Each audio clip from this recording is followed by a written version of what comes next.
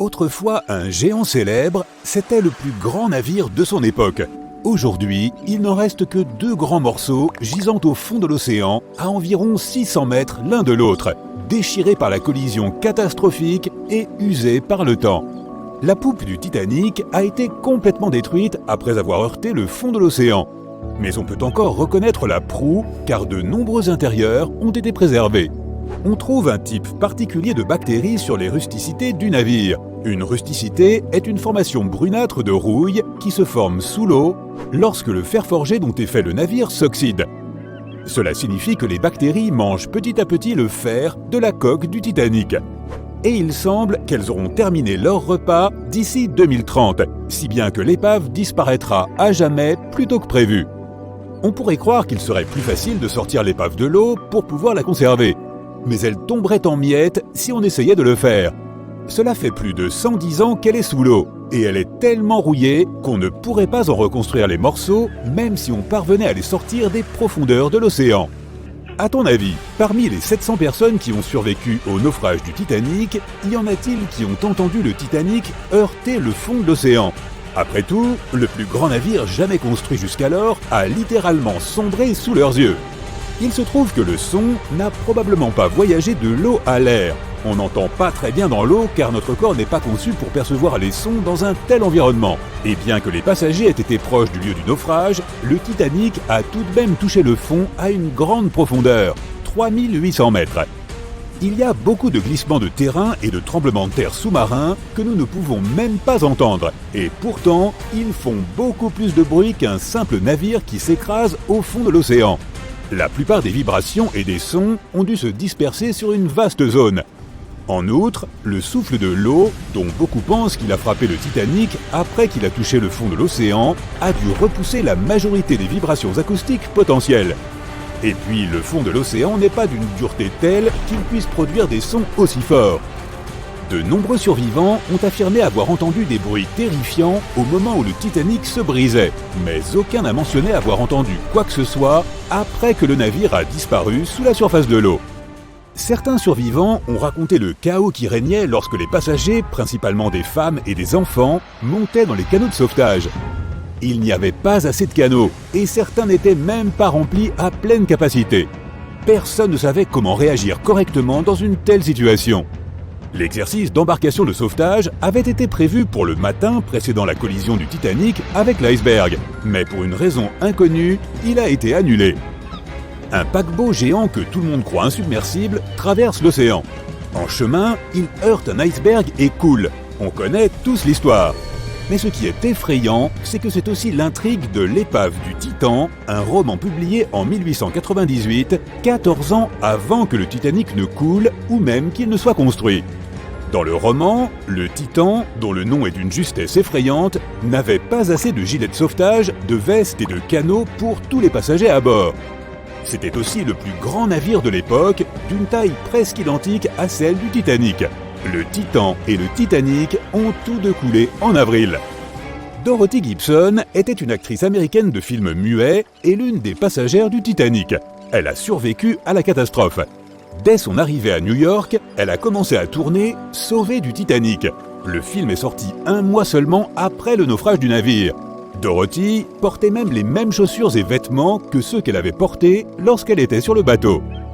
Le film a eu du succès, mais la pellicule a été détruite dans un incendie et il n'existe plus que dans les mémoires, comme Jack Dawson. Le Titanic n'était pas seul à voguer dans l'océan froid près de l'iceberg qui l'a heurté. Le SS Californian était relativement proche. Mais sa radio était éteinte cette nuit-là. À un moment donné, les membres de l'équipage ont remarqué de mystérieuses lumières dans le ciel. Ils sont tout de suite allés réveiller leur capitaine pour le prévenir, mais celui-ci n'a donné aucun ordre. Ils ont cru qu'il s'agissait d'un simple feu d'artifice. Ils n'ont pas réalisé qu'il s'agissait en fait d'un appel à l'aide. Les fusées éclairantes que les membres de l'équipage du Titanic avaient lancées dans le ciel, espérant que quelqu'un les remarquerait. Lorsque le SS Californian a reçu les messages SOS, il était déjà trop tard. Selon certains, la pleine lune serait à l'origine de la collision entre l'iceberg et le gigantesque navire. Elle a pu provoquer des marées anormalement fortes qui ont finalement envoyé plusieurs icebergs vers le sud, juste au moment où le Titanic traversait la zone. Oserais-tu goûter le fromage du Titanic ? L'épave est sous la surface de l'océan depuis plus de 100 ans et il a fallu plus de 70 ans pour la trouver. Entre-temps, la plupart des aliments qui avaient coulé avec le navire se sont bien sûr gâtés. Mais il est possible qu'il en reste encore. Certains aliments sont protégés contre la décomposition, comme par exemple le fromage. Les microbes qui transforment le lait en fromage créent des conditions spéciales pour protéger le produit de la dégradation. De même, plusieurs objets ont survécu au naufrage, comme par exemple cette lettre manuscrite écrite par une mère et sa fille à la grand-mère de cette dernière, dans laquelle elle raconte l'incroyable voyage qu'elles ont fait ensemble. La lettre a été conservée depuis plus de 100 ans et vendue aux enchères. Une paire de gants en coton blanc abîmés a été retrouvée dans l'épave. Les musiciens du Titanic ont joué jusqu'au dernier moment. Des partitions et un vieux violon ont été retrouvés dans l'épave. De même que la cloche que l'un des membres de l'équipage a fait sonner 3 fois pour avertir qu'un iceberg était très proche. Ou encore une montre à gousset qui s'est arrêtée à 1h45, heure à laquelle le navire a sombré dans l'eau. Une seule personne aurait peut-être pu changer le destin du Titanic. David Blair était un homme plutôt chanceux. Il était censé prendre la place du second officier du Titanic, mais il a été retiré de l'équipage au dernier moment, ce qui lui a sauvé la vie. C'était une grande chance pour lui, mais quelque chose est venu troubler sa joie. Et s'il était la seule personne qui aurait pu faire quelque chose pour sauver le navire et les passagers ? À l'époque, les navires ne disposaient pas d'une technologie aussi sophistiquée qu'aujourd'hui. Ils ne pouvaient pas voir une menace à l'horizon. Les jumelles étaient très utiles, mais les membres de l'équipage du Titanic n'avaient pas accès à la pièce où elles étaient conservées. David Blair était le responsable des clés. Il a quitté le navire précipitamment et a oublié de rendre les clés qui se trouvaient dans sa poche. Peut-être que si les membres de l'équipage avaient eu accès aux jumelles, ils auraient vu l'iceberg à temps et auraient eu le temps de changer de cap. Il est possible que l'iceberg géant qui a envoyé le Titanic au fond de l'océan ait été constitué de neige tombée dans le sud-ouest du Groenland. Les scientifiques ont même utilisé un modèle informatique pour calculer les trajectoires de l'iceberg au cours d'une année donnée en tenant compte des courants océaniques et des relevés météorologiques de l'année en question. Il est possible que l'iceberg ait mesuré 520 mètres de long et pesé environ 75 tonnes. Lorsqu'il est entré en collision avec le Titanic, il ne pesait plus que 1,5 tonne. Violette Constance Jessop a été surnommée Miss Insubmersible. Elle n'avait que 24 ans lorsqu'elle a rejoint l'équipage du Titanic en tant qu'hôtesse. Lors de la nuit tragique où le navire a heurté l'iceberg, elle était couchée dans son lit. Dès qu'elle a entendu que quelque chose se passait, elle s'est habillée et s'est rapidement rendue sur le pont. Violette a aidé les passagers à monter dans les canots de sauvetage. 4 ans plus tard, elle était sur le Britannic, le navire jumeau du Titanic. Une fois de plus, le navire commence à couler. Non seulement la femme a survécu à un nouvel accident, mais elle a également aidé d'autres personnes à s'échapper du navire avant qu'il ne disparaisse sous la surface. 14 avril 1912. La nuit noire est remplie des sons affreux d'un vaisseau métallique géant se brisant en deux. Le plus grand navire de l'époque est entré en collision avec un iceberg qui se trouvait sur son chemin, le Titanic. L'une des plus grandes tragédies du XXe siècle dont les gens parlent encore. Le côté tribord du navire géant a frôlé l'iceberg. Il était 23h40 quand les choses ont commencé à mal tourner. Cet iceberg a causé suffisamment de dégâts pour qu'au moins 5 compartiments étanches de la coque commencent à se remplir d'eau. L'équipage a immédiatement lancé une brève enquête pour voir s'il pouvait faire quelque chose et réparer les dégâts. Il n'avait personne sur qui compter. Seul dans l'obscurité de la nuit froide, loin de toute terre, au beau milieu de l'océan Atlantique Nord, à environ 600 km au sud de Terre-Neuve. Ils avaient besoin de temps pour trouver comment mettre les passagers en sécurité. Et du temps, ils en avaient, mais pas assez. Si tu as regardé le film, tu sais que le navire n'a pas coulé immédiatement après que la rencontre avec l'iceberg se soit produite. Tout le processus a duré 2h40. Mais la situation était délicate. Il y avait 2200 personnes à prendre en charge, y compris l'équipage et les passagers, et le chaos régnait à bord. L'ingénieur en chef Thomas Andrew a vite compris qu'il ne pourrait pas rester à flot. À minuit, tout l'équipage a commencé à préparer les canons de sauvetage pour la mise à flot. Il disposait de 20 canots avec de la place pour seulement 1178 personnes, ce qui représentait à peine plus de 50% des gens à bord. L'ordre était de mettre les femmes et les enfants en sécurité les premiers. Les membres d'équipage étaient là pour ramer et guider les canots. Au cours des 2 heures suivantes, les choses ont commencé à s'intensifier progressivement. Les membres d'équipage avaient pour mission de réveiller les passagers et de les avertir que quelque chose de grave était en train de se produire. Ils voulaient les placer dans une flotte de canots de sauvetage le plus vite possible. À minuit 15, des membres de l'équipage ont envoyé un signal de détresse. Un navire à vapeur appelé le Frankfurt s'est trouvé parmi les premiers à recevoir ce message et à y répondre, mais il se trouvait à environ 274 km. D'autres navires ont également reçu le message et proposé leur aide, mais malheureusement, ils étaient trop loin. À minuit 20, le paquebot Caparcia de la compagnie Cunard a reçu un signal de détresse du Titanic et a immédiatement changé de cap. Ils étaient alors à 58 miles nautiques de distance, soit 107 km. Et il leur faudrait plus de 3 heures pour arriver. 20 minutes plus tard, l'équipage descendait le premier canot de sauvetage. Il ne transportait que 27 passagers, alors qu'il y avait de la place pour 65. Beaucoup des canots de sauvetage qui ont été lancés les premiers étaient remplis bien en dessous de leur capacité. Les membres de l'équipage étaient inquiets que les grues ne puissent pas supporter le poids d'un canot de sauvetage entièrement chargé. Et puis, au début, de nombreux passagers avaient tout simplement trop peur de quitter le navire. Ils pensaient encore que le Titanic était insubmersible et ne pouvaient pas imaginer le scénario qui allait se produire 1 à 2 heures plus tard. L'équipage a tiré la première des 8 fusées de détresse, sans succès. Personne n'était assez proche pour les aider. À 1h20, ils avaient fait descendre 10 canots de sauvetage. Le 8e ne contenait que 28 personnes. L'un des passagers du 10e était la petite Milvina Dean. Âgée de 9 semaines, elle deviendrait plus tard la dernière des survivantes, ayant vécu jusqu'en 2009 et atteint l'âge canonique de 97 ans. 2 heures du matin déjà, 3 canots pliables étaient les dernières embarcations de sauvetage restantes. La proue du navire s'était enfoncée très bas et avait basculé loin sous la surface. Les gens qui ne se trouvaient pas loin pouvaient à présent clairement voir les hélices de la poupe au-dessus de l'eau. Les membres de l'équipage étaient en train de descendre le canot de sauvetage pliable D depuis les quartiers des officiers, avec plus de 20 passagers à l'intérieur.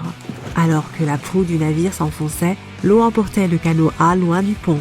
Ces 20 personnes se débattaient car leur embarcation était partiellement remplie d'eau. Pendant que les membres de l'équipage essayaient de libérer le canot pliable B, celui-ci est tombé. Avant qu'il ne le redresse, l'eau l'a emporté loin du navire. 30 passagers ont tout de même réussi à se mettre en sécurité sur le canot de sauvetage renversé. À 2h17, le radiotélégraphiste du navire a décidé de transmettre un dernier appel de détresse. 1 minute plus tard, la lumière du navire s'est finalement éteinte. Le Titanic et tous ceux qui restaient à bord ont plongé dans l'obscurité. La proue continuait de s'enfoncer et la poupe s'élevait plus haut au-dessus de la surface, ce qui exerçait une grande pression sur la partie centrale du navire. Des sons horribles emplissaient la nuit. Le Titanic, cet énorme navire légendaire dans lequel tant de gens avaient placé leurs espoirs, s'est brisé en deux entre la 3e et la 4e cheminée. Selon les rapports, il a fallu environ 6 minutes à la section avant pour atteindre le fond de l'océan. La poupe est retombée sur l'eau avant de s'élever à nouveau en position verticale. Elle est restée dans cette position jusqu'à ce qu'elle disparaisse finalement dans l'océan. À 2h20, la poupe avait apparemment conservé de l'air à l'intérieur et la pression de l'eau l'a écrasée pendant qu'elle descendait. La poupe a atterri à environ 600 mètres de la proue. Les gens considéraient le Titanic comme le paquebot le plus rapide du monde. Ils pensaient qu'il était insubmersible, car 4 de ses compartiments pouvaient être inondés et cela ne causerait toujours pas une perte critique de flottabilité. Mais sa vie aura été problématique dès le début. Alors que le navire quittait le port, il a frôlé de quelques encablures le paquebot New York. Il a réussi à passer sans encombre, ce qui a été un énorme soulagement pour tous les passagers inquiets massés sur les ponts du navire. Le Titanic a appareillé le 10 avril. Son premier voyage consistait à traverser la route très compétitive de l'Atlantique. Le jour du lancement, le Titanic est devenu le plus grand objet mobile de l'histoire de l'humanité. 269 mètres de long, 28 mètres de large. Pas si grand si tu le compares au navire d'aujourd'hui. Le plus grand bateau de croisière au monde actuellement est le Symphony of the Sea de la Royal Caribbean, qui fait à peu près 5 fois la taille du Titanic. Si tu mettais ce navire en position verticale, il serait presque aussi haut que l'Empire State Building, qui fait 380 mètres de haut sans antenne. Mais le Titanic était une énorme attraction à son époque. À un moment de leur voyage, il a fait escale en France, après quoi il a effectué un autre arrêt en Irlande. Une fois que les derniers passagers sont montés à bord, le gigantesque navire est parti à toute vitesse vers sa destination finale, New York. 4 jours après le début de son voyage, le Titanic n'a pas réussi à dévier sa trajectoire d'un énorme iceberg. L'histoire que nous connaissons tous. Seules 700 personnes ont survécu et la plupart d'entre elles étaient des femmes et des enfants. La nuit était extrêmement froide. 1h20 après que le Titanic fut descendu au fond de l'océan, les survivants n'étaient même pas sûrs que quelqu'un vienne les sauver. Finalement, ils ont aperçu de la lumière. C'était le Carpathia qui venait vers eux. Ils sont venus chercher les personnes dans les canots de sauvetage. L'équipage les a fait monter à bord et a sorti une poignée d'autres passagers de l'eau. De nombreux navires ont essayé de contacter le Titanic quelques heures après son naufrage. Leurs messages n'ont jamais reçu de réponse. Plus tard, lorsqu'une enquête a été menée sur ce qu'il s'était réellement passé, ils ont découvert que le paquebot Californian de la compagnie Leyland se trouvait à moins de 30 km lorsque le Titanic coulait. Mais l'équipage n'a pas entendu les signaux de détresse venant du Titanic car leur opérateur radio n'était pas en service. Les pays des deux côtés de l'Atlantique ont été choqués et horrifiés lorsqu'ils ont entendu les détails de ce qui était arrivé au Titanic. Ils ont décidé d'apporter des changements aux opérations des navires, des règles qui aideraient à éviter de tels événements à l'avenir. Ils ont organisé la première convention internationale pour la sauvegarde de la vie humaine en mer, où ils ont adopté des règles pour que chaque navire ait suffisamment de canots de sauvetage pour tous les passagers à bord. De plus, les exercices d'embarcation de sauvetage sont devenus obligatoires. Ils ont également décidé de créer une patrouille internationale des glaces. Son rôle principal était de surveiller les icebergs dans les voies de navigation de l'Atlantique Nord. Les navires devraient également assurer une veille radio 24 heures sur 24. Le Titanic n'a pas été construit seul. En raison de la taille de ce magnifique vaisseau et de tous les nouveaux équipements qu'il nécessitait, il aurait été trop coûteux de le construire en un seul exemplaire. Alors l'entreprise a construit le Titanic en même temps que 2 navires jumeaux et tous deux ont eu des vies mouvementées. Le RMS Olympique a été prêt en premier. Il a été lancé en 1910 et pendant une année entière, il a été le plus grand paquebot du monde. Le Britannic était un autre navire jumeau qui a navigué pendant un certain temps avant de finir lui aussi au fond de l'océan. Mais seul le Titanic est devenu une légende et l'une des histoires les plus fascinantes de l'histoire moderne. Nous sommes le 10 avril 1912. C'est une belle journée de printemps. Tu es l'un des passagers de première classe du Titanic. Le navire est sur le point de partir de Southampton. Imagine l'excitation des gens, l'air frais du printemps, le bruit de la mer. Tu te promènes sur le plus haut pont du Titanic et tu remarques les canaux de secours. Tu commences à les compter, puis tu te rappelles de combien de personnes peut transporter le navire. Un peu plus de 3000. Mais est-ce qu'il y a assez de canaux? Voyons voir. Le Titanic pouvait transporter 64 canots au total, ce qui aurait largement contribué au sauvetage de tous les passagers. Le concepteur, Alexander Carlyle, avait prévu d'équiper le navire de 48 canots, mais finalement, le Titanic n'est parti qu'avec 20 canots de sauvetage. À l'époque, il n'y avait rien d'illégal à ce que le nombre de canots de sauvetage ne corresponde pas au nombre de passagers. En effet, le nombre de canots était déterminé en fonction du poids d'un navire et non par rapport à sa capacité en passagers. Dans le cas du Titanic, le nombre de ces canots a été établi pour des questions esthétiques, afin de donner l'impression aux élites présentes à bord et aux passagers de première classe que les ponts étaient bien rangés. Quand cette décision concernant le nombre de canots a été prise, Carlyle a démissionné. Les promenades sur le pont du Titanic devaient être bien agréables, mais est-ce que ça en valait le coup? En 2021, 100 ans après la tragédie, de nouveaux documents concernant cette absence de canaux ont été découverts. Un inspecteur de sécurité nommé Maurice Clark aurait préconisé l'ajout de 10 canaux supplémentaires 5 heures avant le départ. Mais puisque la compagnie propriétaire du navire voulait absolument partir à l'heure, sa demande a été ignorée.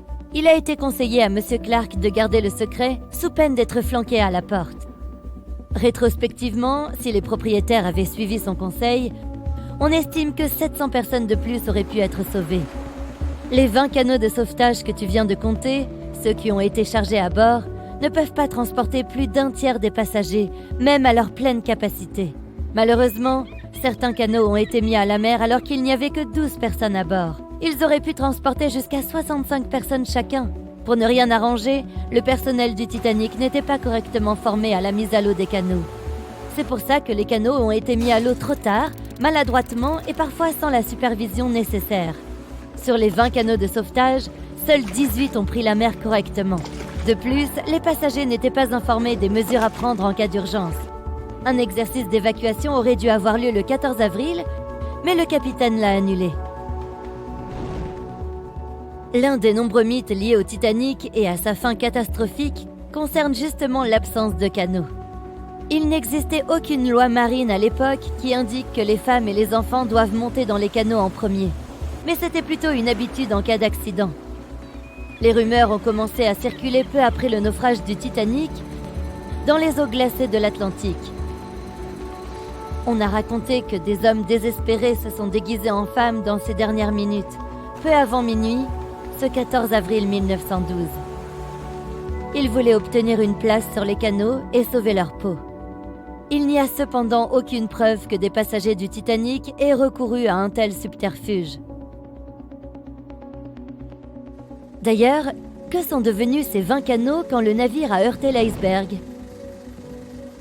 Ce que l'on sait, c'est que tous les canaux ont été mis à l'eau entre minuit 40 et 2h15 du matin, et il y avait au total 718 personnes à bord. Lorsqu'elles ont été secourues par le RMS Carpathia vers 4h, seules 705 personnes étaient encore en vie.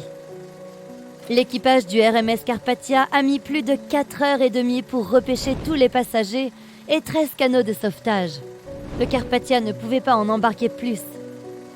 Le reste des canaux sans passagers a été laissé à la dérive. Les canaux récupérés ont été rendus à la White Star Line, la compagnie maritime britannique qui exploitait le Titanic.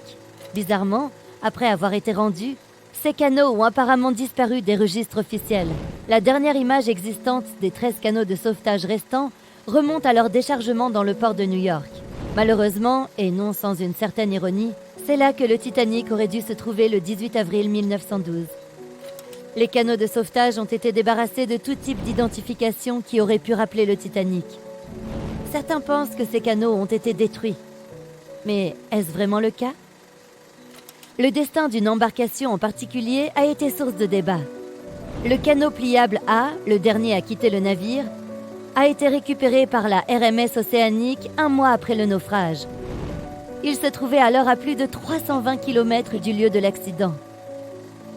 On a retrouvé dans ce bateau une alliance sur laquelle étaient gravés les mots « Pour Gerda, ton Edward ». Un triste présage pour un couple disparu en mer après avoir réussi à se sauver du Titanic. Ce couple a été successivement identifié. Il s'agissait d'Edward et Gerda Lindell, un couple parti de Suède qui allait s'installer aux États-Unis. Selon certains témoignages, M. Lindell aurait réussi à monter dans le canot pliable A, mais pas sa femme. Aucun des deux n'a été retrouvé et l'alliance a été renvoyée au père de Gerda. La découverte du canot pliable A été documentée par des photos prises par l'équipage du RMS Océanique et par un compte-rendu détaillé écrit à la main par un passager. Tous les témoins racontent que le bateau ressemblait plus à un morceau de bois porté par les vagues qu'à une embarcation. Le premier canot du Titanic mis à la mer était le canot 7. Il a été surnommé le canot millionnaire. On raconte que les 12 passagers à bord auraient soudoyé l'équipage pour que le canot soit tout de suite mis en sécurité, empêchant ainsi que d'autres passagers y montent. En 2015, certains objets découverts à bord de ce canot, comme le menu du déjeuner, un billet et une lettre d'un des passagers, ont été mis aux enchères par un commissaire-priseur de New York. Peu après la catastrophe du Titanic, tous les navires ont reçu l'obligation d'avoir assez de canaux de sauvetage pour tous les passagers et l'équipage. Il est probable que les canaux du Titanic aient en fait été remis en état et réaffrétés sur d'autres navires, tels que le RMS Olympique, la grande sœur du Titanic. Il se peut aussi que certains aient été vendus à des collections privées ou simplement abandonnés dans un coin. Après tout, ils étaient considérés comme des porte-malheurs et la plupart des équipages n'en voulaient pas sur leur navire. Malheureusement, il est difficile d'obtenir des informations précises sur leur compte aujourd'hui. Les propriétaires des embarcations n'ont livré aucune déclaration après le sauvetage. Il semblerait qu'aucun élément originel de ces canaux ne soit parvenu jusqu'à nous, mais les musées de Falmouth en Angleterre et de Belfast en Irlande du Nord en conservent des reproductions en taille réelle.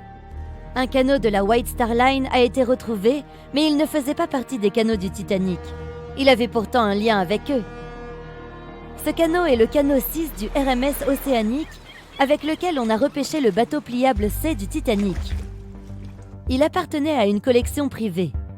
Tout comme les canaux du Titanic, personne ne sait où ils se trouvent aujourd'hui. En ce qui concerne les plaques et les signes d'identification des canaux, il semblerait que la White Star Line les ait conservés.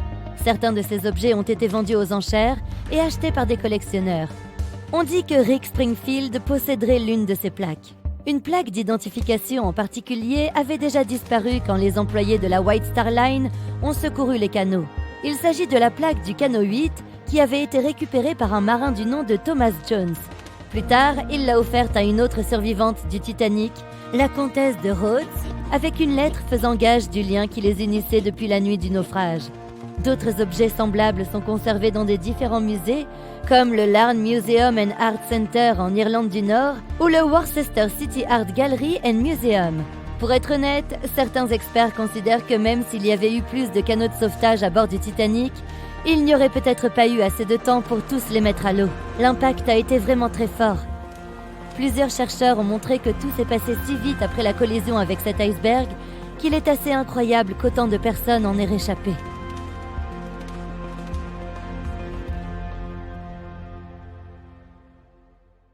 Tu connais SOS, pas vrai? 3 points, 3 barres obliques et 3 autres points.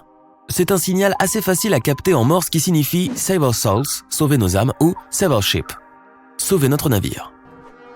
L'équipage du légendaire Titanic a désespérément essayé d'envoyer ce signal pendant 2 heures dans la nuit du 14 avril 1912. Il y avait d'autres navires non loin de l'endroit où l'iceberg a détruit le puissant titan des mers, mais l'appel à l'aide semble avoir disparu avant de pouvoir les atteindre. Le navire de passagers SS Mount Temple a bien capté un signal et a essayé de répondre, mais le Titanic n'a jamais reçu la réponse. Alors, qu'est-ce qui a réduit au silence les appels au secours du navire? Un triangle des Bermudes inconnu de l'Atlantique Nord? Considère ceci. Des témoins ont dit que le ciel était illuminé par une brillante aurore boréale lors de cette froide nuit fatidique. Magnifique, oui, mais ce jour-là, les aurores boréales ont peut-être scellé le destin du Titanic pour de bon. Vois-tu, l'aurore boréale se forme grâce aux orages géomagnétiques. Cela semble compliqué, mais il s'agit essentiellement de fluctuations de la sphère magnétique terrestre. Et c'est le Soleil lui-même qui les cause. Le magnétosphère est comme une bulle protectrice qui entoure notre planète. Elle empêche les rayons solaires nocifs, les vents et autres dangers cosmiques de nous atteindre. Sans elle, la vie sur notre planète ne serait pas possible. La Terre ressemblerait davantage à Mars. Il faut aussi remercier les boussoles qui pointent vers le nord. Les experts savent que la magnétosphère terrestre affecte les équipements de navigation ou les perturbe, ce qui nous ramène au Titanic.